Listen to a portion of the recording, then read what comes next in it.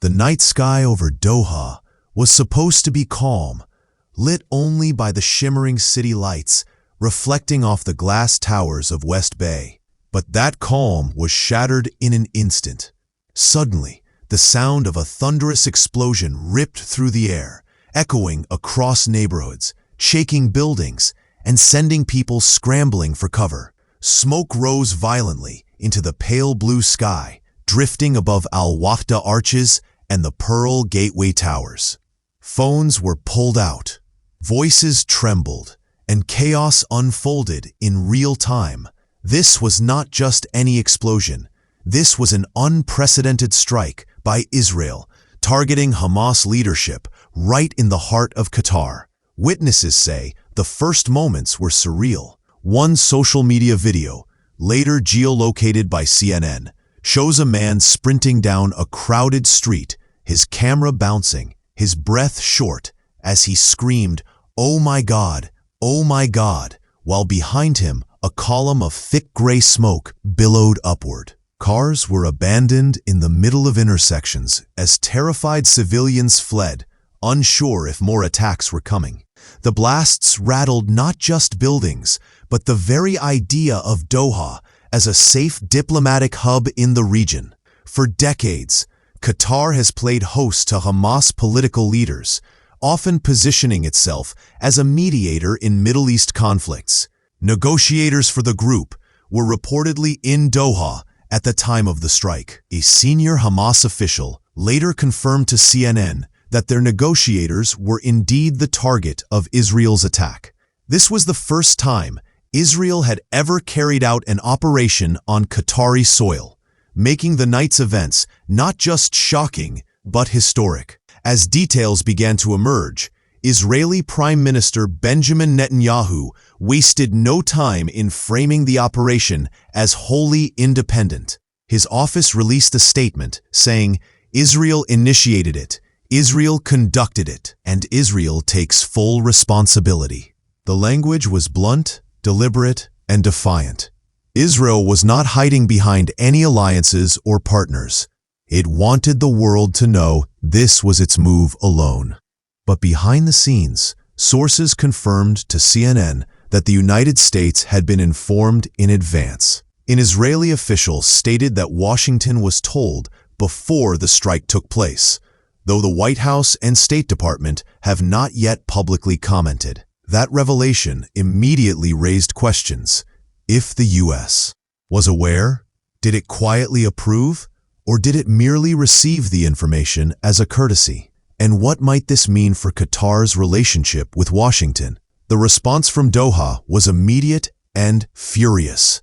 The Qatari Foreign Ministry released a statement condemning the attack as cowardly, calling it a blatant violation of international laws and norms. Qatar has long positioned itself as a safe space for dialogue and negotiation, a place where even sworn enemies could sit across from each other at the table. By striking inside Doha, Israel not only attacked Hamas, but undermined Qatar's role as a mediator in the region. As the smoke continued to rise into the night, condemnation poured in from across the Middle East. Jordan's Foreign Minister Ayman Safadi posted on social media that the strike was a blatant violation of international law and pledged full solidarity with Qatar. He wrote, "We stand with our brothers in Qatar and express our absolute solidarity with them in any steps they take against this aggression and to protect their security, stability, and sovereignty."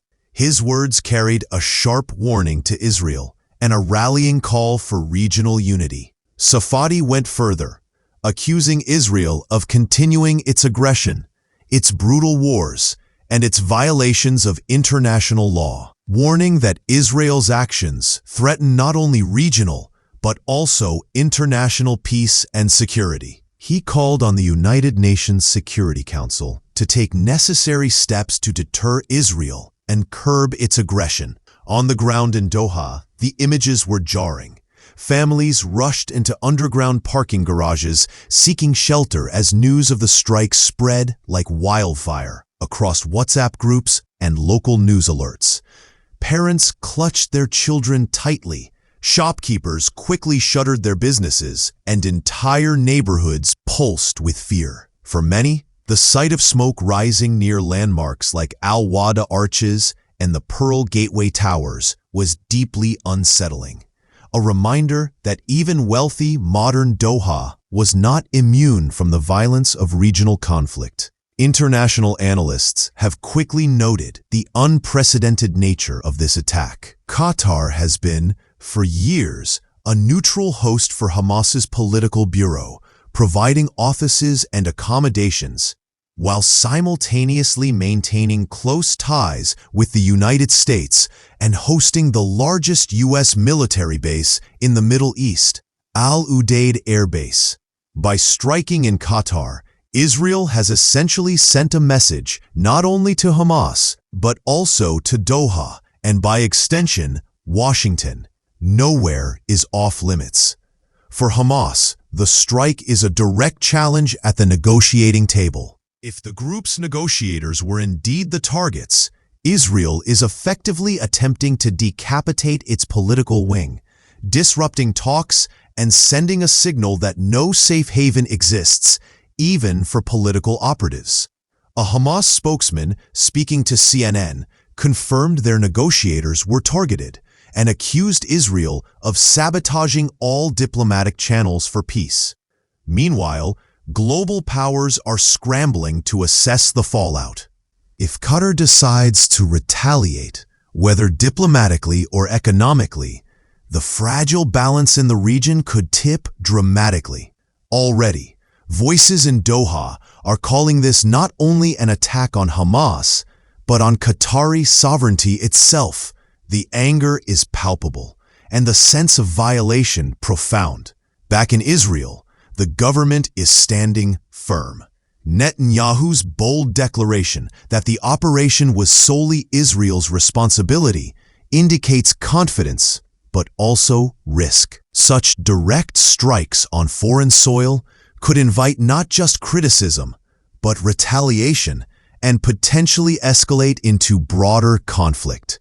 Within Israel, supporters of the government see this as a demonstration of strength, proof that Hamas leaders cannot hide anywhere. But critics warn that the strike could backfire, isolating Israel further on the world stage.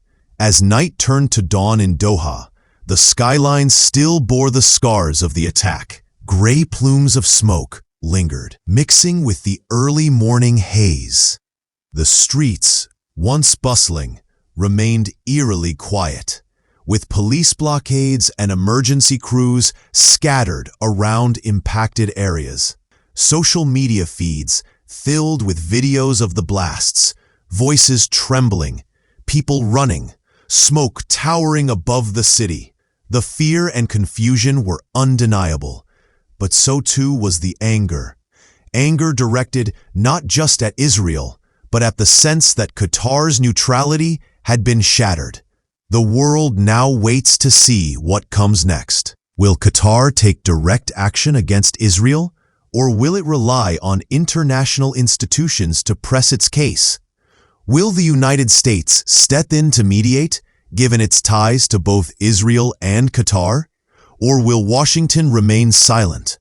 And most urgently, will this strike derail what little progress has been made toward negotiations between Israel and Hamas?